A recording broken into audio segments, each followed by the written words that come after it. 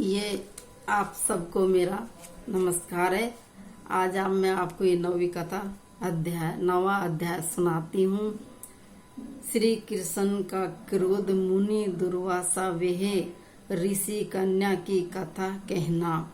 नारद जी बोले, हे मुनि, वह मुनि की पुत्री उस वन में फिर किस प्रकार रही, किसी के साथ उसका विवाह हुआ और किस मुनि ने उसका विवाह संस्कार कराया। श्री नारायण जी बोले, पिता के शोक में डूब रह कर इसे प्रकार बहुत सा समय बीत गया। एक समय सहसा ही उस वन में महाक्रोध दुर्वासा ऋषि उसके निवास पर आ पधारे और उसकी यह दीन दिशा देखी। उनका सिर महादेव शंकर के भांति जटाओं से ढका था। श्री कृष्ण अर्जुन से बोले, ये दुर्वासा वही ऋषि है जिन्होंने तुम्हारी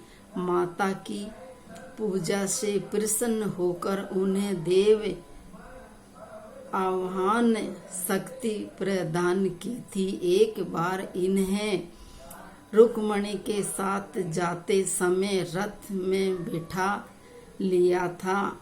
मार्ग में दोनों को प्यास ने सताया।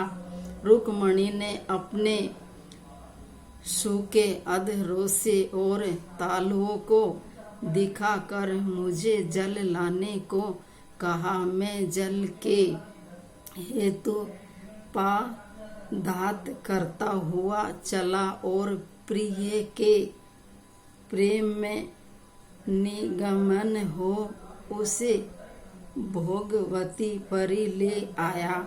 जहाँ रुक्मणी ने कृष्णा को शांत किया तो मुनि को तत्क्षण महाक्रोध हुआ और प्रिय यज्ञ की भांति उठकर उन्होंने श्राप दिया कि हे कृष्ण, तू सदा अपनी प्रिय के प्रेम में निगमन रहते हो।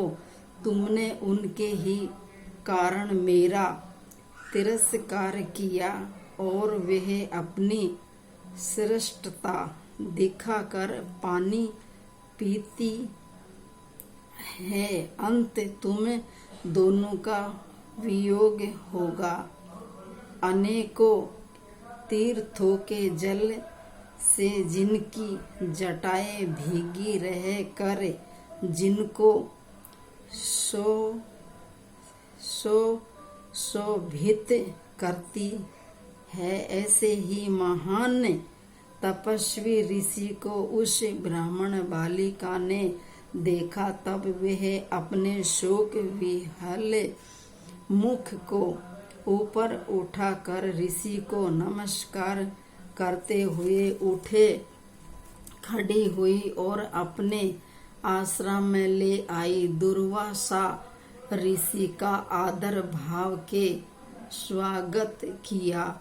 आधर्य घात वह नाना प्रकार के जंगली फल फूलों से उनका आतिथ्य करके विनय करती हुई बोली, हे महाभाग आत्रि योत्र कुल के सूर्य, आपको मेरा नमस्कार है। आपके आगमन से मेरे भाग्य का उदय हुआ है। आज मेरे सभी व्रत सफल हुए, सभी पुण्य सफल हुए। ऐसे वचन कह कर वह बाला मौन हो बैठ गई। दुर्वासा ऋषि बोले, हे पुत्री, तुमको धन्य है, तुमने पितृकुल का उद्धार किया है। यह मेधावी ऋषि की श्रेष्ठ तपस्या का ही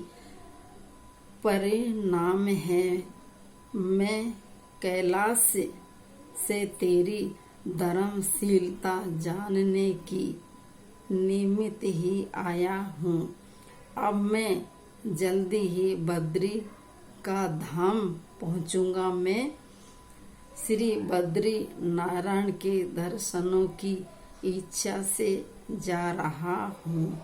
ब्राह्मण बाला कहने लगी, हे ऋषि राज, आपके दर्शन पाकर मेरा दुख का संहार सूख गया।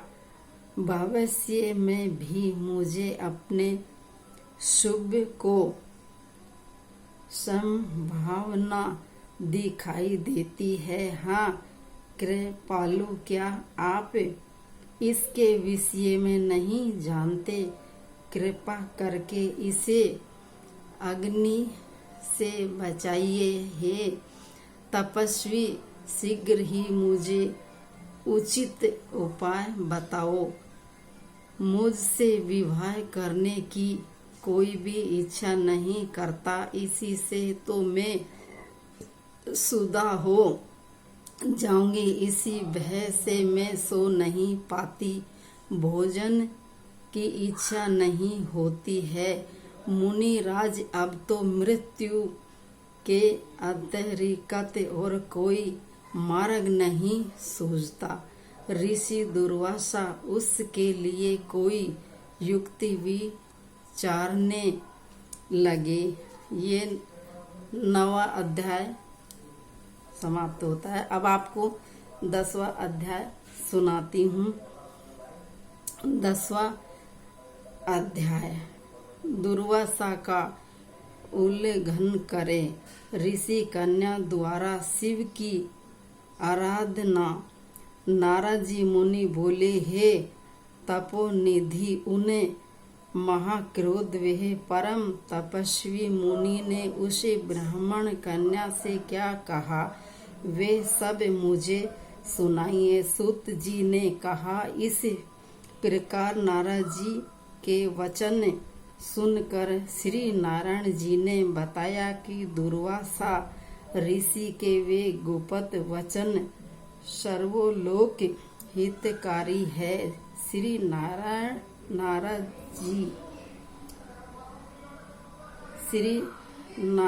जी ने वह वचन नारद जी को सुनाता हुआ कहा कि कृपालु, मैं धावी ऋषि ने ब्राह्मण पुत्री के दुख निवारण अर्थ जो कहा वे इस प्रकार है। दुर्वासा ने कहा, हे सुंदरी, बहुत गुप्त बात कहता हूँ। हाँ सौभाग्य अब आने वाला 3रा महीना पुरुषोत्तम मास है। उसमें तीर्थ में जाकर स्नान करने से मनुष्य बाल हत्या के दोष मुक्त हो जाता है। हाँ सुंदरी, इससे अधिक कार्तिक आदि महीने भी नहीं हैं। सब महीने पक्ष और पर्वे आदि पुरुषोत्तम मास के 16वीं कला के भी समान नहीं है। वेद शास्त्र के समस्त साधन इस मास के 16वीं कला से भी समानता नहीं कर सकते हैं। गंगा के बहारे 1000 वर्ष तथा गोदावरी के एक समय के स्नान तथा सिंह के बृहस्पति में एक बार स्नान करने से जो फल प्राप्त होता है वही फल है।